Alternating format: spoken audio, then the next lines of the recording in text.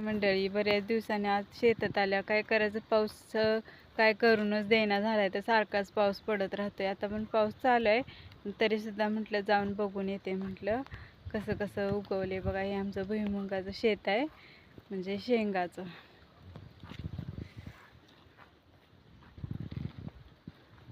हे बघा, शेताच्या शेजारी जसं मोकळं रान आहे, तिथं जनावरांच्यासाठी ठेवले चरायला.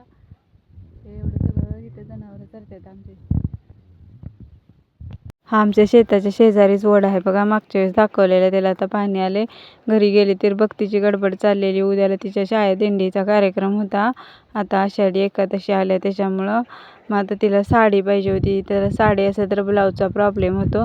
माझी एक होती साडी, ती तिला तीच पाहिजे होती. तिला म्हणत होती दुसरी घालूया हिरव्या कलरची, तर नाही, तिला हीच पाहिजे, हीच आवडते म्हणून तिनं मग ब्लाऊज फिटिंग केला रात्रीच.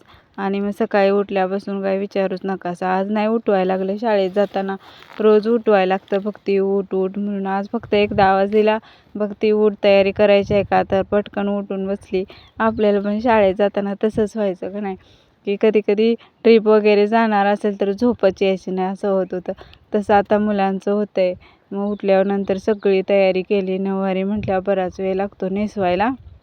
मला येते नेसवायला, पण वेळ लागतो नेसवायला. मग नऊवारी साडी नेसवली आणि सगळी तयारी केली. थोडंसुद्धा इकडं तिकडं होऊन चालत नाही. हे राहिलं आहे बघ मम्मा, ते राहिलं आहे बघ मम्मा करत करत असं लास्ट फायनल लुक झाला बघा. बाय.